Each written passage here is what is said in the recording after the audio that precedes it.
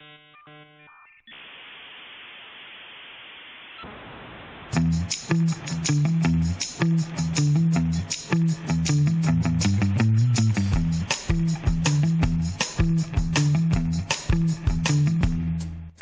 going to tell you something that probably no other chat show host would tell you. Well, maybe Rusty Humphries would tell you this, or maybe Bill Mick, but for the most part, none of us are going to tell you this. A little inside baseball, yeah, as the word goes. There's two things you got to have. There are two characteristics you must have to be a successful chat show host. You know what they are? The first is thick skin. That should be very obvious. You don't have thick skin, boy, it's this job will eat you up in a heartbeat. It really will. Believe me when I tell you this, literally every person that tunes in thinks that they can do it better than you can. And it gets kind of weird sometimes. You suck. Yeah. Well, then why are you listening? You got to have thick skin. You got to be able to take what people say, sometimes as it's intended, but most of the time with a grain of salt.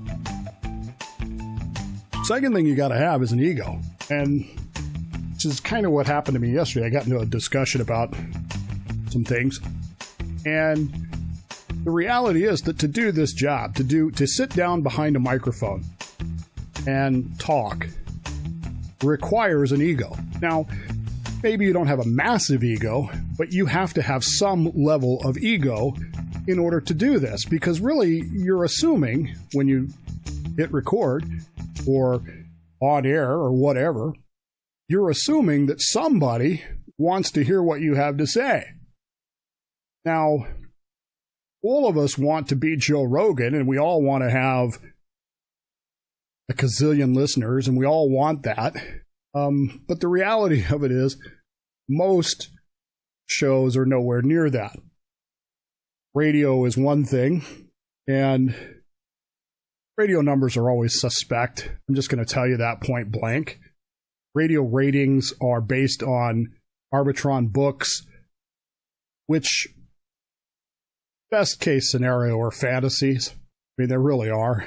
The idea is here, I'll give you $5 if for 3 months you take this book and every time you turn on the radio, you write down what you're listening to. Every single time. That includes, by the way, in your car, your home, and since most people only listen to radio in their car, so you're supposed to do this while you're driving. And if you're like anybody else, if you're like a normal human being when you're driving, okay, don't like that. That station's going to commercials. Hit the button, go to the next station. It's fantasy, folks. It's all it is. It's all it's ever been. But people believe that. And for the longest time, that's all they had. And so now they have these newer systems and PPM systems and people meters, and of course, with podcasts, it's a lot different because you can download stuff. Hell, I can tell where my listeners are. If you've taken the time to fill it out on your end, depending on which platform you download the show from, I know where you are. Don't know exactly who you are in most cases, but in some cases I can guess. For example, I have listeners in the state of Oklahoma, and some of them are from Norman. And I'm just going to go out on a limb here and say, that's my parents. Hi, Mom. Hi, Dad. Hi, Donna. Sister. But as a general rule of thumb, I wouldn't know that unless it's just, I don't know, unless you tell me, like some listeners do. I'm in Madison, Wisconsin, or wherever. But the egotistical part of it is required because without that ego, you don't have the confidence to do what we do. You have to present yourself as if you are the most listened to person in the world. I mean, you have to act like that. You have to believe that in your mind, or else your conversation will become very stilted and very weak.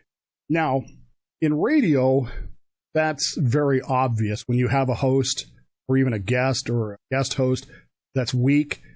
It's very obvious very quickly. In the world of podcasting, it's a little bit different.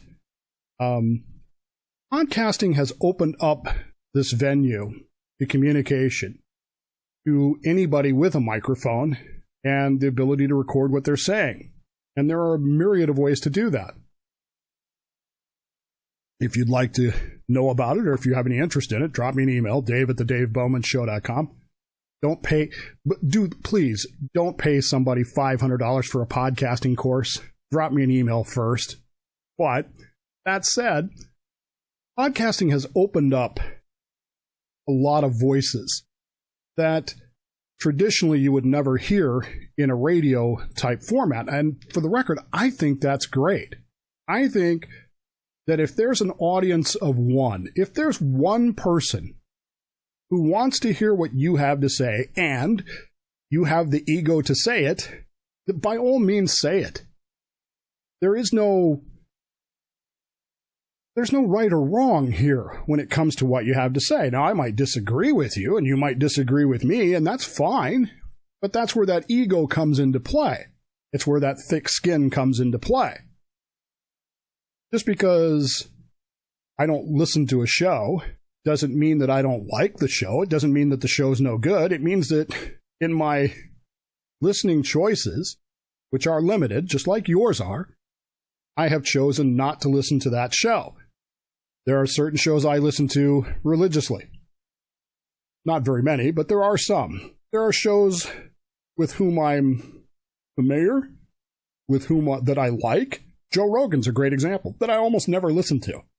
Not because they're not important, not because they're good, but because my listening time and my listening choices mean that I have to be somewhere else rather than doing that. If I were to tell those people those things, I know I have enough knowledge and enough experience in this to know that their reaction to that would be about what mine is. Okay. Move on. So what? But there are people out there who think that we're all a bunch of egomaniacs, and if we prick them, do they not bleed? So I got to get them to bleed. So I'm going to pick on them, and I'm going to criticize, and I'm going to complain, and I'm going to do this and that, and they still listen. They still download. That's the key. If you're still listening, you're helping. And if you're still downloading, well, in the podcast world, that's the metric, man. How many downloads do you have? So what if somebody doesn't like it? You got to take that egotistical, thick-skinned approach to it. That I'm good enough to say what I have to say, that what I have to say is meaningful enough to someone that they'll want to hear it. The argument I got into yesterday was somebody said, it was a discussion about the outgoing president. President Trump will be the outgoing president. And this person was rather gleeful about that. And the conversation, which I was not actually initially part of, I was drawn into it. And I said something to the effect of, well, all presidents leave the office sooner or later. And the response was, yes, but this particular president, his ego is so big, he won't survive it. And I thought to myself, here's someone that I need to criticize. Of course, President Trump has an ego. All politicians, I don't care if they're running for dog catcher in your local town, all the way up to President of the United States, all of them have an ego. If they didn't have a large ego, larger than normal, whatever the hell that is, they wouldn't be running for office. They have an ego that they believe means that what they have to say matters. What they have to say is important. What they want to do, they can do better than anyone else. If they didn't believe that, they wouldn't be running.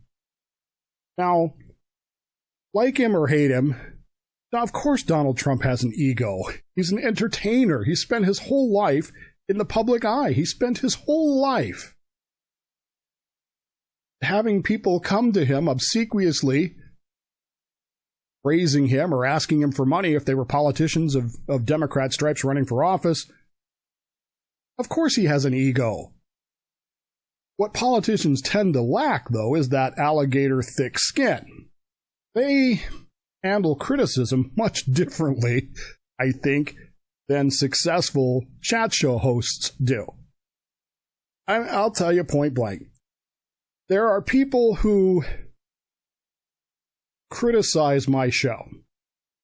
They have from the day I went on air, 2007.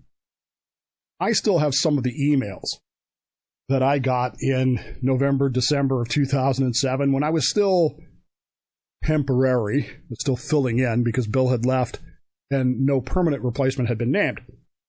And some of those emails, I kept them because they're motivators for me.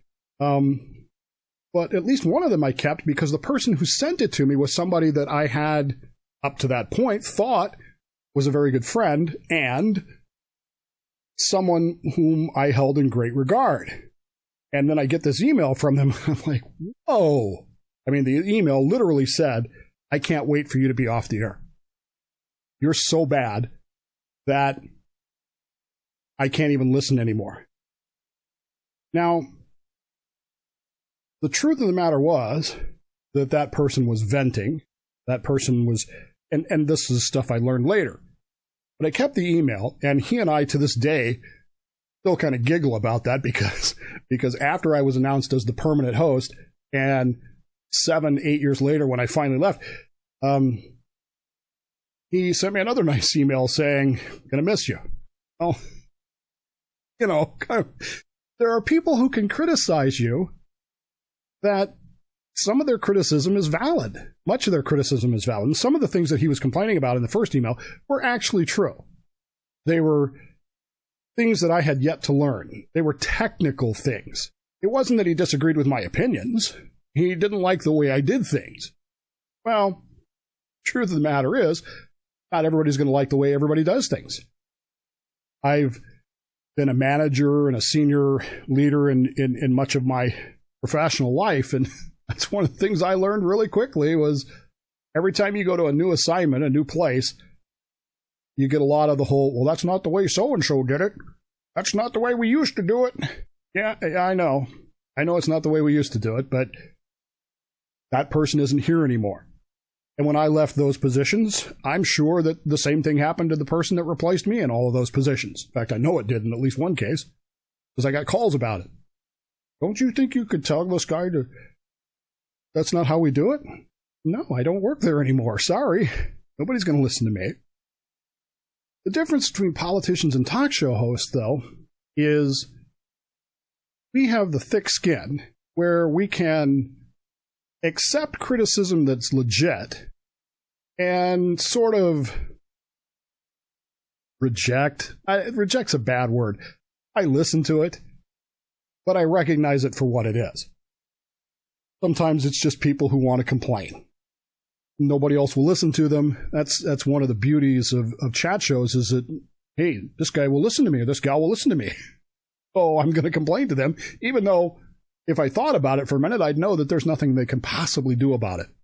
Well, and then there are politicians. Politicians have a certain developmental element in their core.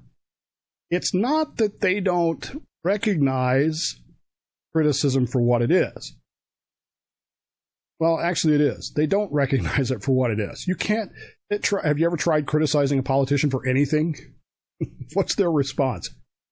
Well, if you only knew what I know, if you only had my experience and my background, they don't recognize it as criticism. They see it as an attack. This is an attack upon me, an attack upon everything I stand for. And, no politician has ever had to put up with the attacks that I have to put up with because I have a huge ego, and that's what I truly and honestly believe, is that I'm the most picked upon politician in history. when you and I, and even they, know that not only is that not true, it's not even possible. But their ego pushes them to say that because they have to. So when Donald Trump does some of the things that he does, is it because he's an egotist or is it because he's a politician? And literally, any politician in the same position with the same ideologies and the same beliefs is going to react the same way. Exactly the same way. And so why are we surprised when Donald Trump reacts a certain way? You know he has an ego because he has to have an ego. You can't be president of the United States. You can't be vice president of the United States. You can't be a senator. You can't be a congressman. You can't be a governor, a state legislator. You can't be a city councilman or woman or a sheriff or anything else that has people voting for it without having an ego. It's just de facto part of the game. Maybe you're a nice guy or gal. Maybe you are. I get it. But you believed that you could do it better than someone else.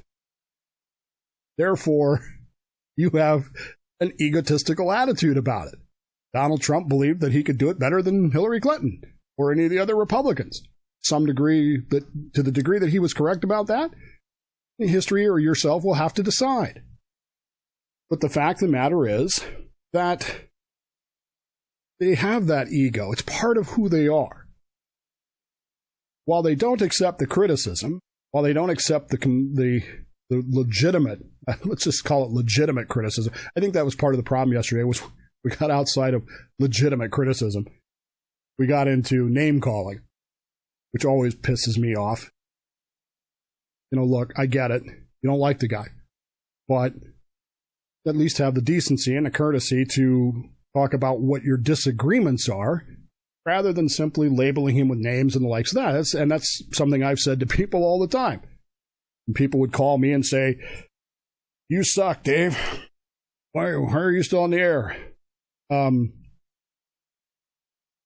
would tell them point blank, look, if you can do it better and cheaper than I do, that's the key, better and cheaper, here's the general manager's office. Call him, tell him you can. I'm sure he'd be happy to save some money. But understand that you got to do it cheaper than me, not just better. You got to understand what you're getting into. You got to understand all of these things. And so when a politician reacts like that, rather than calling him names, when I would say to him, look, now that you've said you don't like me, what specifically is your problem? Is your problem that you don't like the backgrounds I use? You don't like the bumper music's John playing? You don't like, what is it you don't like? And it would always turn out to be something innocuous. Well, your voice is too nasal, or you talk too fast, or I don't like this co-host. Oh, good Lord. No, you should have seen the emails I got about Mazzy. Oh, my Lord. People hated Mazzy. But you know what? He embraced that. He used his ego. He knew what he was. He knew what he was supposed to be. And he just let it go off his back. He knew it wasn't legitimate criticism that people hated him. And he did a pretty good job of it. People didn't like John. I always thought that was fun. I thought John was great. I still think John is great. We had a conversation yesterday about some funny stuff. I finally got him to admit that something from Big Bang Theory was actually funny. All this to say that people that sit down in front of microphones or cameras or whatever, yes, they have egos. Yes, for the most part, they've learned to deal with criticism and value some criticism more than others, and maybe that makes their egos even bigger. But at the end of the day, if your argument is simply, I don't like you, so I'm going to call you names, your argument sucks. I mean, it really does. If you can't be specific about what it is you don't like, this is what I ended up asking this guy yesterday. What specifically don't you like about Trump? Well, he's a Nazi. No, he's not. He's not even close to being a Nazi. well, he's this. No, you perceive him as that, but where can you show me that he is? You're just calling names. What is your specific problem with it? What policy of his do you have a problem with? Well, then the conversation kind of took a different turn. When you force people to think. And all I'm saying to you is, when you're listening to shows, watching shows, whatever you're doing, it's fine not to like them. Believe me, I know that I'm not everybody's cup of tea. Believe me, I know that. That said, if you send me an email or a text saying, you suck, I hate you, that you're a fill in the blank, that email, that text, that whatever, is probably going to get ignored. If you send me something saying, hey, Dave, I have a question about why you think this, or I disagree with your take on this, and here's why, then we can have a conversation. And I think that's really the key to getting our politics and for God's sakes, our society back to a normal society, as opposed to just this you suck, I hate you mentality. You're just an egotist. Of course I'm an egotist. I have a microphone, a camera, and a recording device. Yes, I'm an egotist. Doesn't mean I'm not a person, and it doesn't mean that I don't want to have a conversation with you. It just means I want to have a conversation, not a round of name calling. Geez, what is this, second grade?